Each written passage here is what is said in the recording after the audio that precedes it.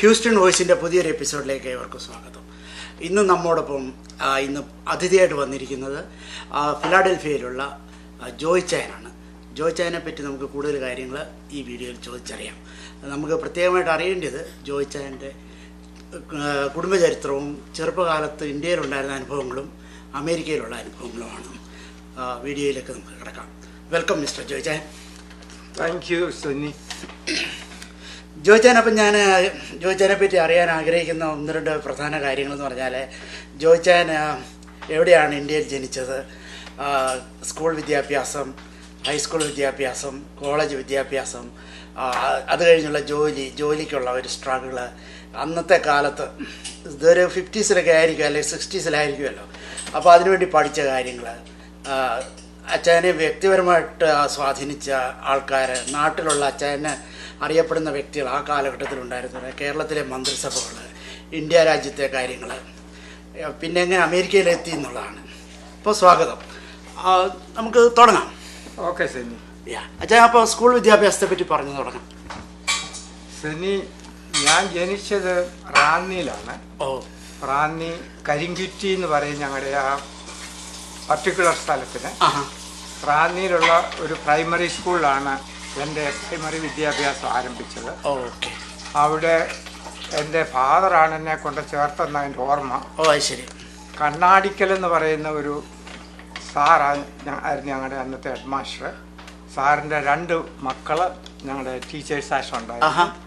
ഞാൻ 1ാം ക്ലാസ് മുതൽ 5ാം ക്ലാസ് വരെ അവിടെ പഠിച്ചു. ഞങ്ങളുടെ വീട്ടിൽ നിന്ന് ഒരു 1.5-2 മൈൽ കാണും, നടന്നാണ് പോകാനും. ആ ഏരിയയിൽ നിന്ന് കുറച്ച് കുട്ടികൾ ഞങ്ങളുടെ കൂടെ പോകുന്നവരുണ്ടായിരുന്നു. അങ്ങനെ പ്രൈമറി സ്കൂള് അവിടെ കഴിഞ്ഞു. മിഡിൽ സ്കൂള് കുറച്ചുകൂടെ അടുത്ത്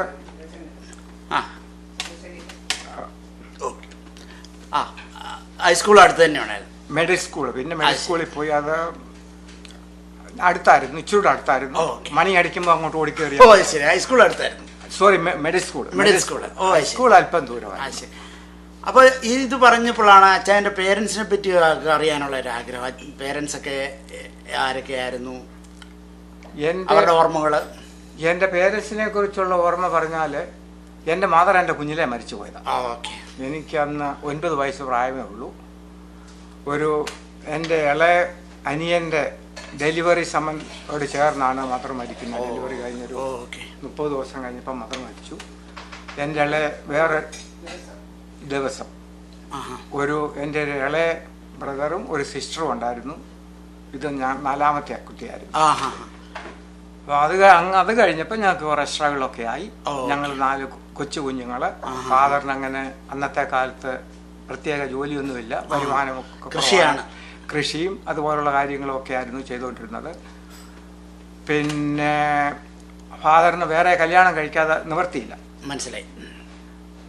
എൻ്റെ മാവിയും എൻ്റെ ഫാദറിൻ്റെ മദർ ഒക്കെയാണ് എന്നെ ഇങ്ങനെ ഞങ്ങളെ കുഞ്ഞുങ്ങളെയൊക്കെ നോക്കിക്കൊണ്ടൊക്കെ ഇരുന്നു. പിന്നെ താമസിയാതെ ഫാദർ വിവാഹം കഴിച്ചു. ആ കൂട്ടത്തിലും മക്കളായി. അങ്ങനെ എൻ്റെ എന്തോ പറയുന്നേ ചെറുപ്പകാലം ഇങ്ങനെയുള്ള ഒരു സ്ട്രഗിളിൽ കൂടെ ഒക്കെയാ പോയത്. അതെ, സഹോദരങ്ങൾ അവിടെ തന്നെ ഇങ്ങനെ പഠിച്ചു. ഇങ്ങനെ ഒരു സിറ്റുവേഷൻ ആയതുകൊണ്ട് ബ്രദർ സിസ്റ്റേഴ്സ് ആയിട്ട് ഞങ്ങൾ ഇങ്ങനെ 3 ആൺപിള്ളേര്. അല്ല, ഞാൻ 3ാമത്തെ സിസ്റ്റർ, 4ാമത്തേത് ബ്രദർ. അതെ, അല്ല, മൂത്തത് ഞാൻ. ഞാനാ മൂത്ത. എനിക്ക് അതേ മതി. എനിക്ക് അന്ന് 9 വയസ്സേ ഉള്ളൂ.